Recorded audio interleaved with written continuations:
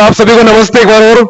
हम लोग यहाँ पर इसलिए आए हैं क्योंकि एक छोटा सा डिबेट कंपटीशन कंडक्ट करने वाले हैं और हमारे आज के डिबेट का टॉपिक है क्या डिजिटल होना सेफ है, हाँ या ना। तो हमारे पास में दो टीमें हैं, ओके। और एक बार हम तालियों की गड़गड़ाहट से स्वागत करना चाहेंगे हमारे प्रिंसिपल का, जिनके बदौलत हमको ये चांस मिला था कि हम लोग इस स्कूल में डिबेट कंपटीशन करा पाए। और अब मैं हमारे टीम मेंबर्स को भी वेलकम करना चाहूंगा। तो हमारे पास में टीम है पक्ष और यहाँ पे है विपक्ष। क्या डिजिटल होना सेफ है, सुरक्षित है? ओके, तो हमारे जो पक्ष में जो लोग विपक्ष की टीम है, ओके, तो जल्दी हमारा जो टॉपिक है हम स्टार्ट करेंगे। और हमारे जज का भी मैं स्वागत करना चाहूंगा। हमारे जो जज हैं वो है मीना सर और शुभम सर। और शुभम सर खुद एक आईटी के हैं। और थोड़ा सा सुन लेना आप लोग किस तरीके से जज किए जाएंगे। आप लोग क्लैरिटी के ऊपर आपको 10 नंबर मिलेंगे, आपकी स्पीकिंग स्किल के ऊपर जिस तरीके से आप लोग बोलोगे उसके 10 नंबर रहेंगे, आपके कॉन्फिडेंस के ऊपर ओके 10 नंबर मिलेंगे आपको, आपका वॉइस मॉड्यूलेशन किस तरीके से आप आवाज उठा रहे हैं, आवाज दबा रहे हैं, उसके रहेंगे 10 नंबर। और किस तरीके से आप अपने भाषण को प्रेजेंट करते हैं। तो हर एक व्यक्ति, हर एक इंडिविजुअल व्यक्ति, वापस बोल रहा हूं मैं, 50 नंबर पे जज किया जाएगा। और पूरी की पूरी जो टीम हमारे पास दो जज है, इसलिए 100 नंबर से एक व्यक्ति जज होगा। और पूरी की पूरी जो टीम है वो 600 नंबर से जज की जाएगी। और 600 में से जिस टीम को ज्यादा पॉइंट मिलेंगे वो टीम विजेता घोषित कर दी जाएगी। उससे टीम ही विजेता नहीं होगी, साथ ही साथ में जिस स्पीकर के 100 में से जिसके सबसे ज्यादा नंबर आएंगे हमारे दो जज के द्वारा, उनको एक पुरस्कार भी दिया जाएगा और वो रहेगा the debater of the day. ठीक है। तो एक छोटी सी कहानी थी। कहानी इस तरीके से थी कि एक व्यक्ति, ओके, वो सोचता है कि भैया मैं कहीं पे बाहर ना निकलूं। और वो सोचता रहता है कि भाई साहब बाहर बहुत खतरा है, मैं लोगों के सामने नहीं जाऊं, क्योंकि अगर मैं बाहर निकलूंगा तो मुझे ट्रक मुझे मार सकती है, बस उससे टकरा सकता हूं मैं, या फिर मुझे जर्म्स लग सकते हैं, मुझे वायरस हो सकता है। और इन सब कारणों से बचने के लिए वो सोचता है कि मैं तो भैया घर के अंदर ही रहूंगा। और जब वो घर में बैठा रहता है और हम देखते हैं अचानक से जिस दीवार के सहारे वो बैठा रहता है वहीं पर ऊपर से एक तस्वीर उसके सर पे गिर जाती है और उसकी मौत हो जाती है। तो आप सोच रहे सर ये कहानी क्यों बोल रहे हैं? ये कहानी मैं इसलिए बोल रहा हूं क्योंकि कभी कभी हम लोग भी डरते हैं कि भैया हम लोग लोगों के सामने बोले या ना बोले, सबका सामना करे या ना करे, क्योंकि अगर हमने कुछ गलती करी तो लोग हमको चिढ़ाएंगे, हमको बोलेंगे। तो ये सब हमको नहीं सोचना है। हम जब बोलने यहां पर आएंगे तो हमको हमारा बेस्ट करना है। ठीक है। तो वापस से एक बार ताली के साथ स्वागत करते हैं अपन आप सभी का, जितने भी लोग यहाँ पर आए हुए हैं। और हमारे जो पहले स्पीकर हैं वो है अनंत। सो अनंत आप यहाँ पर आ सकते हो।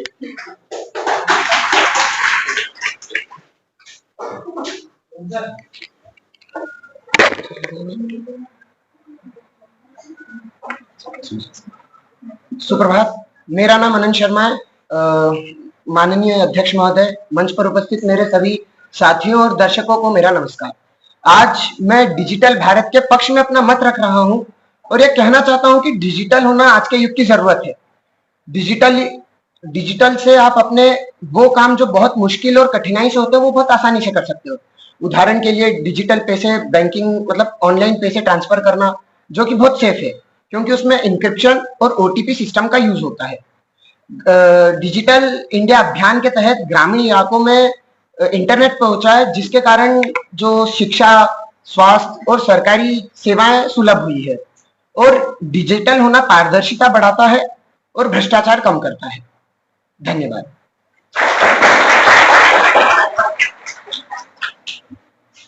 दूसरे स्पीकर रहेंगे उर्वशी। अनंत ने आपके सामने बोला है।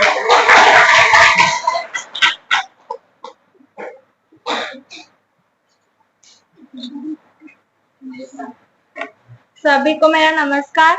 मैं उर्वशी राइमा।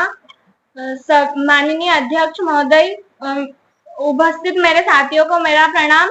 मैं इस भारत में प्रस्ताव के विरुद्ध में बोलूंगी।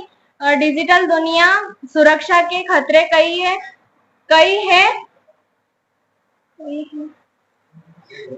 उदाहरण के तौर पे दुनिया में साइबर अपराध दिनों दिन बढ़ रहा है। इससे पता चलता है कि हमारी निजी जानकारी कितनी असुरक्षित है। हैकिंग के कारण बैंक का आधार और पासवर्ड जैसी संवेदनशील जानकारियां चोरी हो रही है।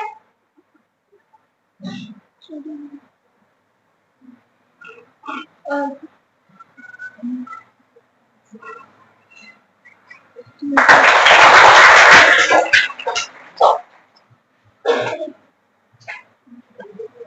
नंबर के स्पीकर प्रीति परमार। माननीय अध्यक्ष महोदय, मंच पर उपस्थित सभी साथियों को मेरा नमस्कार। आज मैं डिजिटल भारत के पक्ष में अपना मत रख रही हूँ। मैं यह कहना चाहती हूँ कि सरकार ने डिजिटल सुरक्षा के कड़े उपाय किए हैं। जैसे आधार कार्ड में बायोमेट्रिक पहचान, डिजिटल सिस्टम और साइबर एजेंसी भी स्थापित की गई है, जो कि साइबर हमलों से हमें सुरक्षा प्रदान करती है। डिजिटल का सबसे बड़ा फायदा है पारदर्शिता। पहले योजनाओं का पैसा बीच में बहुत ही खा जाता था। अब डीबीटी डायरेक्ट बेनिफिट ट्रांसफर से सीधा किसानों को, छात्रों को, बुजुर्गों को सीधा पैसा मिल रहा है और पेड़ भी बच रहे हैं और कागज भी कम खर्च हो रहे हैं और शादी का कार्ड भी व्हाट्सएप पर भेजे जाते हैं। बस दिक्कत ये है कि देखकर भूल जाना आसान हो गया है। धन्यवाद।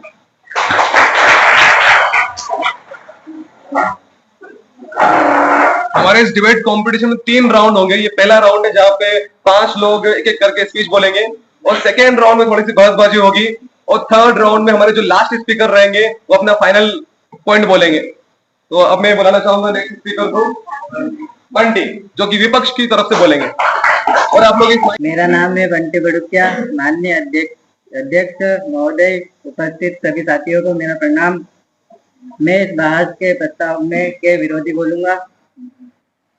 ग्रामीण और कम पढ़े लिखे लोगों को डिजिटल सुरक्षा के बारे में जानकारी नहीं होती है, जिससे वे किसी फर्जी ऐप्स या फिर कॉल या मैसेज के जाल में फंस जाते हैं।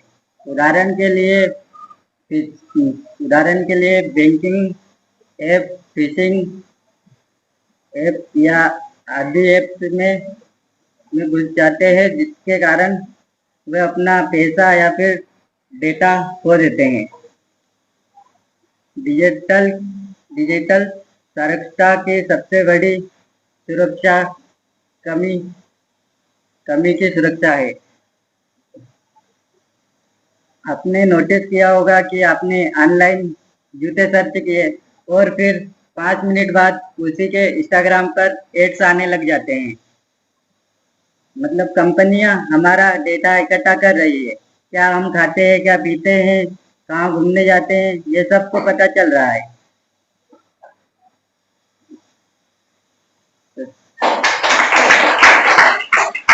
विपक्ष की तरफ से आस्था आ जाएगी। यानी डिजिटल हमें मुश्किल वक्तों में भी सुरक्षित रखा है। मेरा नाम आस्था आर्य है। माननीय अध्यक्ष महोदय, मंच पर उपस्थित मेरे सभी साथियों एवं दर्शकों का मेरा नमस्कार। आज मैं डिजिटल भारत के पक्ष में अपना मत रख रही हूँ और यह कहना चाहती हूँ कि डिजिटल झांसों में आने का डर समझ सकते हैं, लेकिन तकनीक के विकास के साथ सुरक्षा उपाय भी उन्नत होते जा रहे हैं। वर्तमान में बैंक और अन्य डिजिटल प्लेटफॉर्म और मल्टीप्लेक्शन और डिटेक्शन जैसे तकनीक इस्तेमाल हो रहे हैं। उपयोगकर्ता सुरक्षित रहती है। उदाहरण के लिए मोबाइल पेमेंट ऐप और जैसे गूगल पे और पेमेंट में उपयोगकर्ता का डेटा सुरक्षित रहता है। यह गुप्त रूप से होता है। डिजिटल पेमेंट से चेक का झंझट खत्म। पहले दुकानदार कहते थे कि 5 रुपए छुट्टे नहीं है, चॉकलेट ले लो। अब स्कैन करो और पैसे का झंझट खत्म। धन्यवाद। विपक्ष की तरफ से आशिका।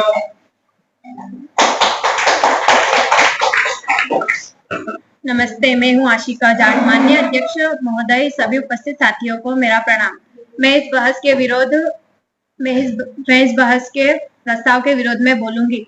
डिजिटल तकनीकी में हैकिंग और धोखाधड़ी के मामले रिकॉर्ड होते रहते हैं। उदाहरण के लिए मार्च 2020 में सिटी यूनियन बैंक से स्विफ्ट सिस्टम पर मेलवेयर से लगभग 2 मिलियन अमेरिकन डॉलर की चोरी हुई थी। ऐसे मामलों से यह स्पष्ट होता है कि डिजिटल सिस्टम तकनीकियों में कमजोरियां होती है। इसी का फायदा साइबर अपराधी उठाते हैं। आज भी भारत में करोड़ों लोगों को स्मार्टफोन और इंटरनेट सही से नहीं चला पाते हैं। ऐसे मामलों से यह स्पष्ट है कि साइबर अपराधी इसका फायदा उठाते हैं। तो जब तक डिजिटल शिक्षा सबके पास नहीं पहुंचती तो इसे हम सुरक्षित कैसे कर सकते हैं? धन्यवाद।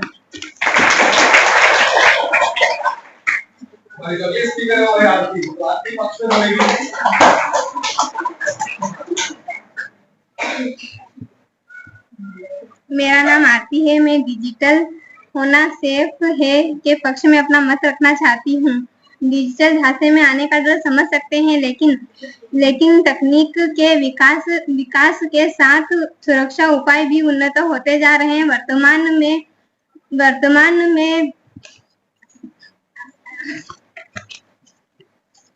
में बैंक और अन्य डिजिटल प्लेटफॉर्म पर मल्टीप्लेक्टर अर्थ टेक्नीशियन जैसी तकनीकें इस्तेमाल हो रही हैं, उपयोगकर्ताओं को सुरक्षित रखती है। उदाहरण के लिए मोबाइल पेमेंट एप्स जैसे गूगल पेमेंट और पेटीएम में उपयोगकर्ताओं का डाटा सुरक्षित रहता है, क्योंकि वह गुप्त रूप से एनक्रिप्टेड होता है। डिजिटल पेमेंट में चेंज का डर समाप्त। पहले दुकानदार कहते थे 5 रुपए छूटे नहीं है, चॉकलेट ले लो, लेकिन अब QR स्कैन करो और मामला खत्म। साथ ही रिकॉर्ड अपने आप बना रहता है। नकली नोट, काला धन जैसी दिक्कतें भी कम हो रही हैं।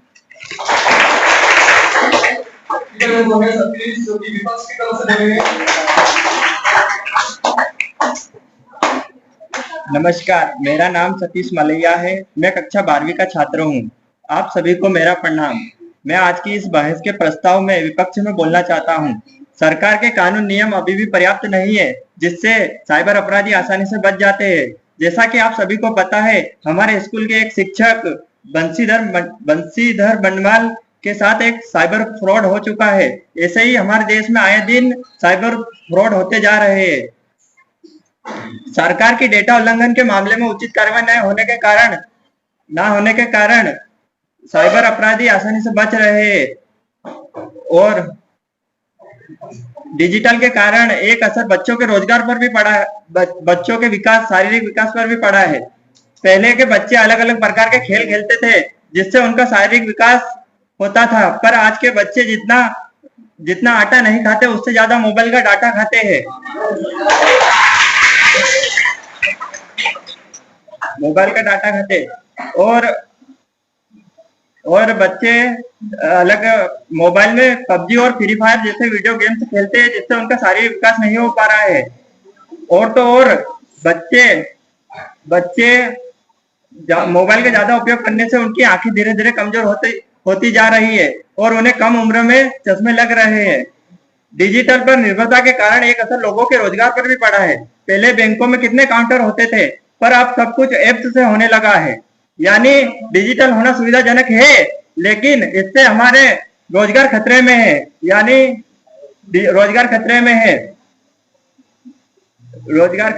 इससे इसी के साथ धन्यवाद।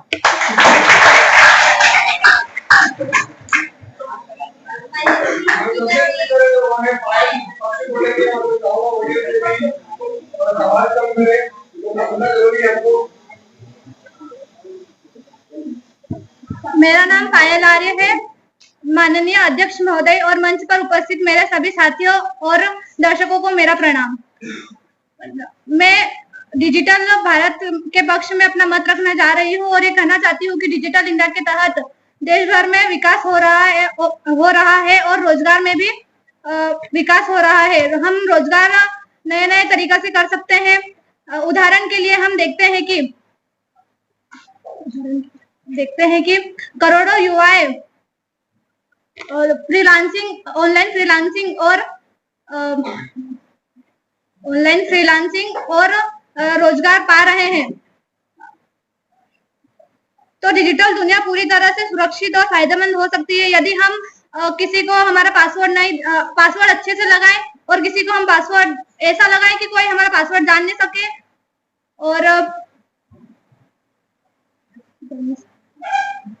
और किसी को ओटीपी शेयर ना करें जिससे कि हमारा डेटा सुरक्षित रह सकता है। हम मानते हैं कि खतरा है, लेकिन क्या सड़क पर चलना 100% सुरक्षित होता है? नहीं ना, फिर भी हम चलते हैं क्योंकि हम ध्यान से चलते हैं, देख के चलते हैं, तो हम सड़क पर भी बच सकते हैं। वैसे हम डेटा को अपना सुरक्षा रख सकते हैं। धन्यवाद।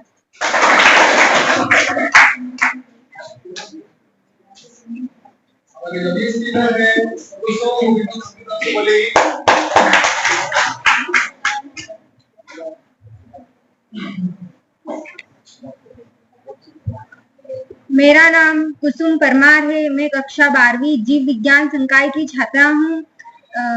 यहाँ पर उपस्थित अध्यक्ष और शिक्षकों और मेरे साथियों को मेरा प्रणाम। मैं आज इस प्रस्ताव में विरोध में बोलना चाहूंगी। डिजिटल डेटा का दुरुपयोग राष्ट्रीय सुरक्षा के लिए खतरा बन रहा है। साइबर जासूसी के माध्यम से संवेदनशील सरकारी और सैन्य डेटा चोरी हो रहा है।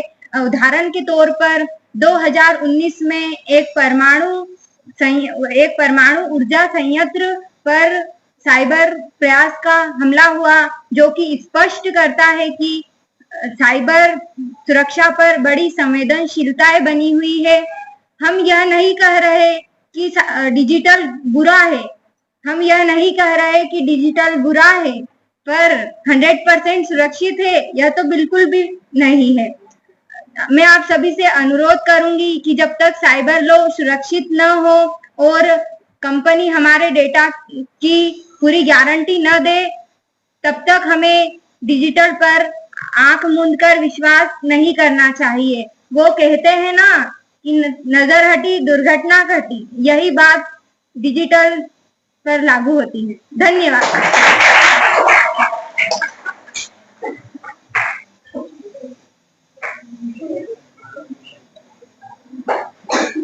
तो ये था हमारा पहला राउंड, जहाँ पे पहले राउंड में जहां पर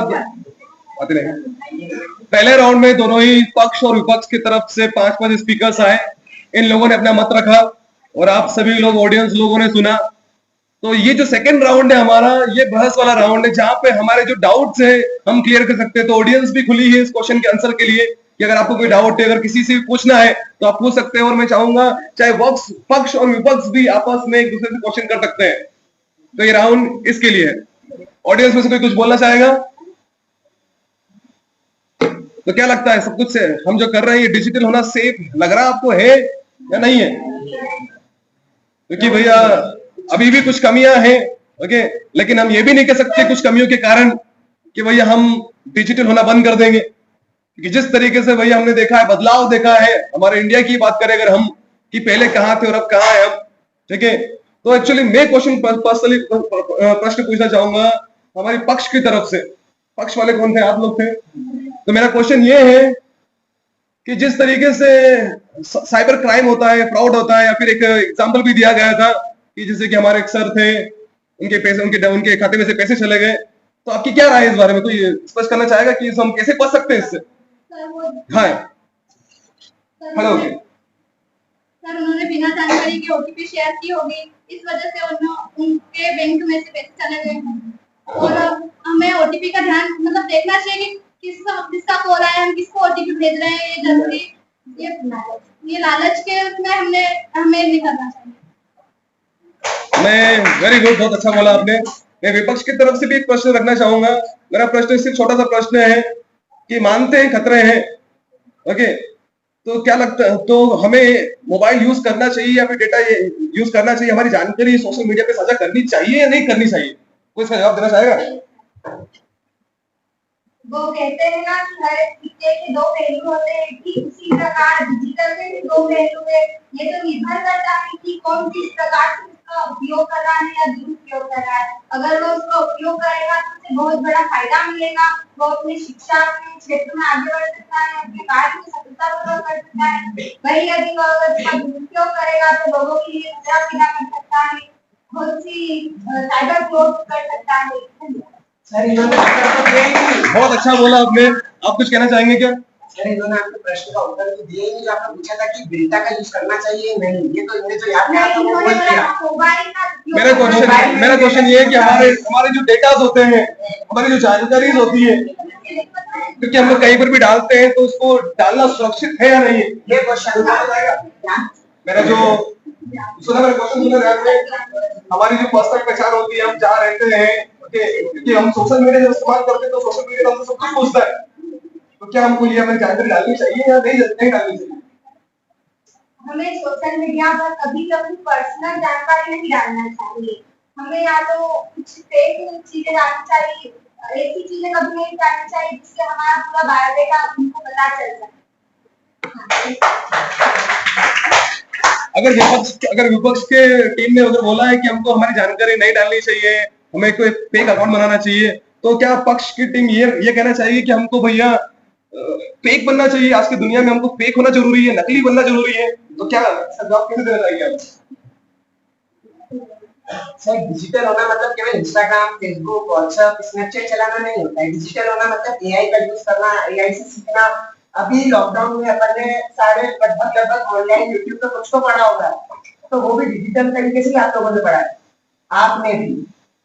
तो डिजिटल का यूज करना ये सोशल मीडिया चलाना नहीं होता, पर उससे तो एआई से यूज कर रहे हो आप, एआई से प्रोजेक्ट उनके पोस्टर छाप रहे हो, दिखा रहे हो, वो होता है डिजिटल का यूज कर रहा हूँ, जो कि पूरी तरीके से सेफ है। आप एआई से क्या कहते हो? एआई तो बस बोलता है कि आपको क्वेश्चन बताओ, हम उत्तर देंगे। मैं क्वेश्चन वापस से पक्ष भी रखना चाहूंगा।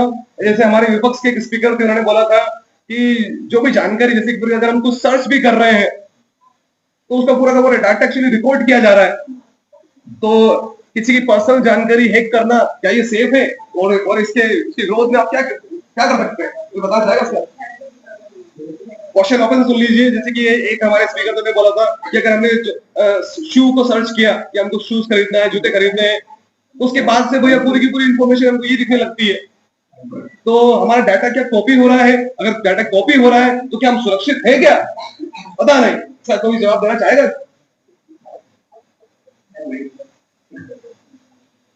तो ये बंटिया ने बोला था जैसा कि आप अगर गूगल पे सर्च कर लो तो आपको यूट्यूब पे और इंस्टा पे मतलब कोई भी उस पे आ रहे हैं, तो वो आपको बता रहा है कि आप अगर वहां पे सर्च कर लो ना, तो आप यहाँ पे देख लो ये सस्ता है, ये अच्छा है, ये अच्छा है, आपको रिकमेंड कर रहा है वो कि आप अगर वहां पे सर्च कर लो तो आप यहाँ पर वीडियो कुछ बोलना चाहेगा? अगर हम लिंक पर क्लिक करें तो पैसे कट जाते हैं या फिर? क्योंकि लिंक पे क्लिक करना भी तो सेफ नहीं है। लिंक पर क्लिक करना सेफ है या नहीं, किसी ठीक है, मुझे लगता है ये जो डिबेट है हमारी चलती रहेगी। ओके, तो अब हम हमारे जाएंगे हमारे थर्ड राउंड पे, और हमारा जो थर्ड राउंड है वो है कंक्लूजन राउंड। इस कंक्लूजन राउंड में हमारे जो दो स्पीकर बाकी है वो कब से बोल रहे सर हमको बुला लो, सर हमको बुला लो।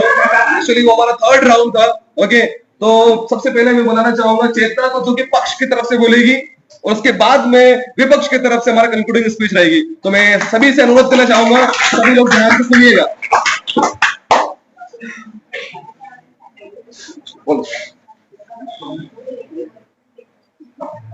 मेरा नाम चेतना ठाकुर है। यहाँ पर उपस्थित मेरे साथियों और दर्शकों को मेरा नमस्कार। आज मैं डिजिटल भारत के पक्ष में अपना मत रखना चाहती हूँ और ये कहना चाहती हूँ कि आज के युग में डिजिटल होना पूरी तरह सुरक्षित है, अगर सही जानकारी और सावधानी बरती जाए तो। सोचिए दोस्तों, डिजिटल भारत ने हमारे जीवन को आसान और तेज बना दिया है। पहले बैंक में पैसा भेजने के लिए घंटों बैंकों में लाइन लगानी पड़ती थी, और आज चुटकियों में यूपीआई और नेट बैंकिंग की मदद से हम पैसा आसानी से भेज सकते हैं। किसान मोबाइल पर मंडी का भाव जान सकता है, छात्र घर बैठे ऑनलाइन कोर्स कर सकते हैं। हर डिजिटल लेनदेन के लिए ओटीपी, फिंगरप्रिंट और फेस आईडी जैसी तकनीकें लागू है। जब टेक्नोलॉजी आई थी तब पुराने लोग कहते थे कि ये मोबाइल वगैरह सब बेकार बेमतलब की चीजें, पर आज वही लोग कहते हैं कि मोबाइल हमारा रोजाना का साथी है। मोबाइल के बिना किसी भी प्रकार का कार्य असंभव है। धन्यवाद।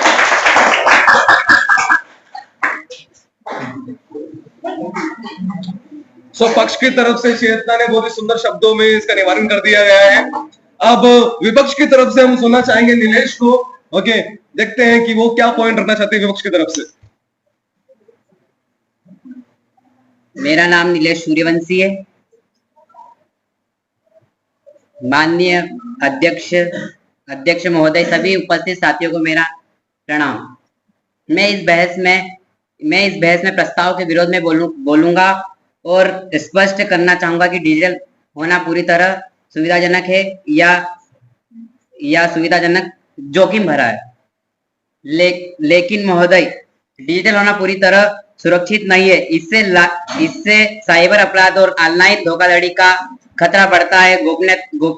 गोपनीयता सुरक्षित नहीं रहती और डिजिटल या नेटवर्क में होने पर पूरा काम रुक जाता है। इसके अलावा हर किसी को डिजिटल सुविधा समान रूप से उपलब्ध भी नहीं की जा सकती। इसका यही निष्कर्षण है कि कहा जा सकता है कि डिजिटल होना सुविधाजनक तो है, लेकिन इसकी सुरक्षा और समान पहुंच पर अभी और काम करने की आवश्यकता होती है।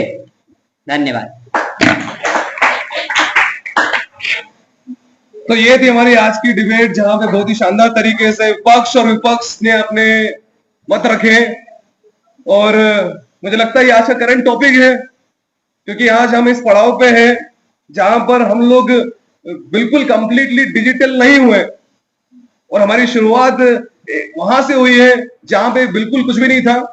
और अगर हम कहें हमारे इंडिया के बारे में, ऐसा बोलते ना कि 3 तरह की कंट्रीज होती है। एक होती है अंडर डेवलप्ड, एक होती है डेवलप और एक होती है डेवलपिंग। तो हमारा जो देश है ये डेवलपिंग कंट्री के अंदर आता है, जहां पर हम देख रहे हैं कि प्रोग्रेस अभी निरंतर है। तो इस डिजिटल करण में भी हम लोग यही कहना चाहेंगे कि भैया अभी कुछ सुरक्षा होना बाकी है। ओके, लेकिन हम लोग काफी ऊपर हैं उन कंट्रियों से जो कि अभी तक अंडर डेवलप्ड है, जहां पे नेटवर्क्स नहीं मिलते हैं। और आजकल तो जगह जगह भैया गांवों में भी नेटवर्क आ गए हैं। तो मैं धन्यवाद देना चाहूंगा हमारे आज के जज को, शिवम सर को, मीना सर को। काफी उन्होंने टाइम दिया और बहुत ही धैर्य से हम लोगों को सुना। तो एक बार क्लैप कर सकते हो। मैं बुलाना चाहूंगा सामने हमारे दोनों जजेस को, मैं सामने बुलाना चाहूंगा।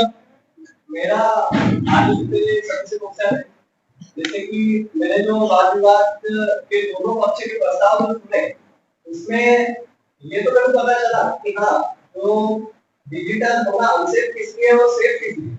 मैं इस चीज से पूरी तरह सहमत हूँ कि डिजिटल होना सेफ है, और कहीं भी कहीं जब हम अनसेफ है तो अनसेफ होने का हमारा जो कारण वो क्या है, वो हमारी गलतियां होती है। और जैसे कि मैं सेफ होने की बात, मैं सर से अनुरोध करूंगा करके सामने आए।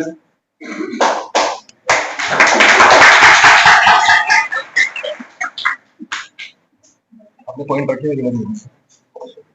पहले तो सभी लोगों से मैं ये बोलना चाहता हूँ कि जैसे कि जो डेटा की बात आती है, मेरे पर्सनल डेटा की, तो मेरा पर्सनल डेटा तो ऑलरेडी जितनी भी वेबसाइटें चल रही है उस पर दिखाया जा रहा है, उस पर शो हो रहा है। क्यों? क्योंकि जब मैं मोबाइल का उपयोग कर रहा हूँ, जब मैंने एक नया मोबाइल परचेस किया था, तो उसी पर मैंने मेरी ईमेल आईडी डाल रखी थी। क्या डाल रखी है? Email ID. अब वो जो ईमेल आईडी है, वही ईमेल आईडी मेरी जीमेल पे भी चल रही है और प्ले स्टोर पर भी वही है। और मैं जितनी भी एप्स डाउनलोड कर रहा, वो कहीं पर किससे डाउनलोड हो रही है? ईमेल आईडी के थ्रू। ठीक है, मतलब मेरे जितने भी फोटोग्राफ्स है, वीडियोस है, पर्सनल डेटा है, वो ऑलरेडी जितनी ऐप से मैं यूज कर रहा हूँ उसके पास तो मेरी ईमेल आईडी है। चाहे तो वह अपने डेटा का इस्तेमाल कर सकता है। पर किसी के साथ अगर ऐसा हुआ है कि बिना फर्जी एप्स के आपका डेटा मिसयूज किया गया, कोई बता सकता है?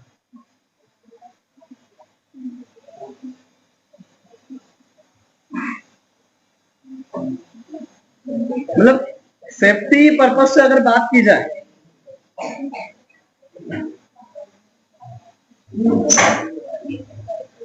मतलब जो जैसे कि अपन बात कर रहे हैं कि क्या डिजिटल होना सेफ है, तो डिजिटल होना पूरी तरीके से सेफ इसीलिए नहीं है क्योंकि हम कुछ गलतियां करते हैं।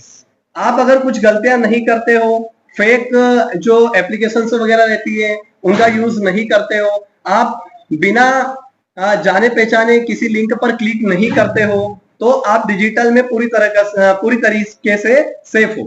पर अगर आप कुछ गलतियां करते हो तो आप वहां पर क्या हो, अनसेफ। ठीक है, ओके, थैंक यू।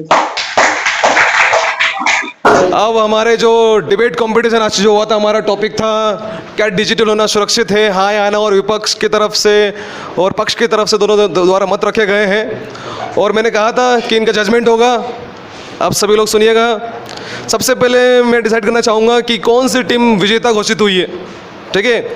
और दोनों टीमों को एक्चुअली 600 नंबर पे से जज किया जा रहा था। दोनों टीमों को 600 नंबर से जज किया जा रहा था, ओके, जिसमें से 300 नंबर का जजमेंट हमारे मीना सर कर रहे थे, 300 नंबर का जजमेंट हमारे शुभम सर कर रहे थे। और जो नंबर आए हैं 600 में से 392, वापस से बोल रहा हूँ, 600 में से 392 नंबर आए हैं पक्ष की टीम को। तो सभी लोग ताली बजा सकते हैं क्या? पक्ष की टीम को आए हैं 392 नंबर।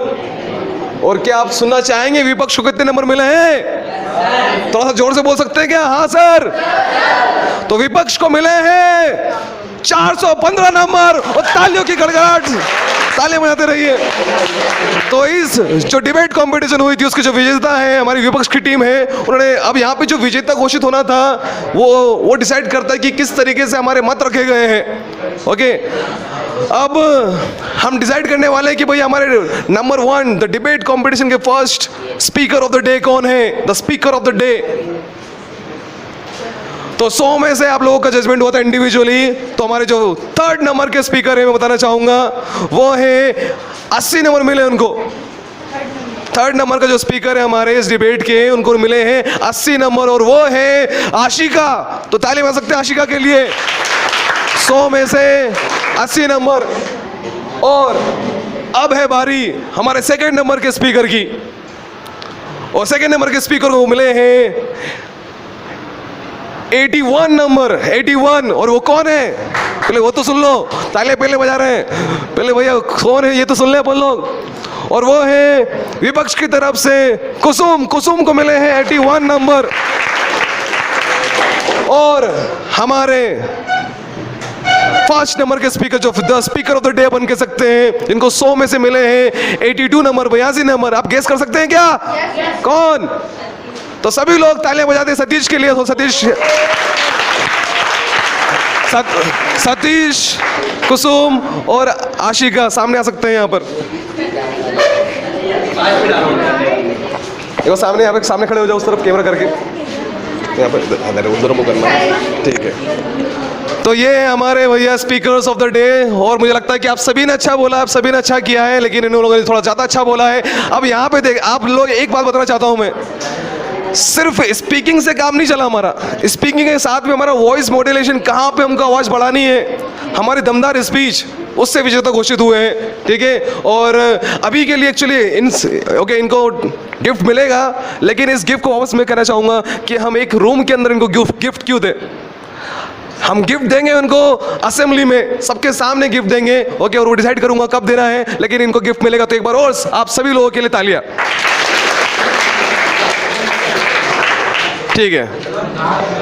एक चीज मैं मेरी पर्सनल बताऊं, पक्ष में पॉइंट बहुत अच्छे अच्छे थे, लेकिन अच्छे से रख नहीं पाए, पर वो जो आपका डिस्क्राइब करने का थोड़ा सा उसका थोड़ा सा मेरा एक क्वेश्चन और विपक्ष में क्या है? ये क्लियर नहीं हुआ है कि पूरी तरह से हो जाए कि नहीं। क्या चीज? मतलब सुरक्षित हो ना?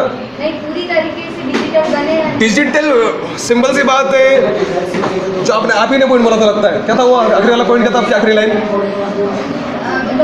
बेशर्ते दुर्घटना, सावधानी हटी, नजर हटी, या फिर सावधानी हटी दुर्घटना घटी। आज की दुनिया में हमको डिजिटल अब इसका आखिरी जो मेन पॉइंट है वो ये है कि हमको आज की दुनिया में डिजिटल होना है, लेकिन सावधानी के साथ होना पड़ेगा। अगर आप नहीं होंगे तो आप पिछड़ जाओगे, आपकी मजबूरी है, आपकी मजबूरी है। सभी को नमस्कार। आज का जो कंपटीशन था, आज का जो वाद विवाद था वो बहुत ही अच्छा था और ऐसी एक्टिविटी स्कूलों में होना चाहिए और होते रहना चाहिए, ताकि जिससे बच्चों का कॉन्फिडेंस बढ़े। कॉन्फिडेंस के साथ साथ जो स्पीकिंग स्किल्स है, प्रेजेंटेशन स्किल्स है, और जो भी अपनी वॉइस क्लियरिटी जो है, और जो मैं क्या बोलूँ, मतलब बहुत अच्छा एक अपने आप में लगता है कि हाँ, हमने इस कंपटीशन को फेस किया है और इस कंपटीशन में हमने इतने नंबर प्राप्त किए हैं, और ये जो नंबर हैं वो हमको हमारी मेहनत के मिले हैं, और जिससे नॉलेज भी अपना जो होता है इंक्रीज़ होता है। तो सभी से निवेदन करना चाहता हूँ मैं कि सभी ज़्यादा से ज़्यादा अपनी संख्याओं में पार्टिसिपेट करें, ताकि अपना नॉलेज इंक्रीज़ हो, साथ में अपना जो कॉन्फिडेंस हो वो भी अच्छे से इंक्रीज़ हो सके। ठीक है, धन्यवाद।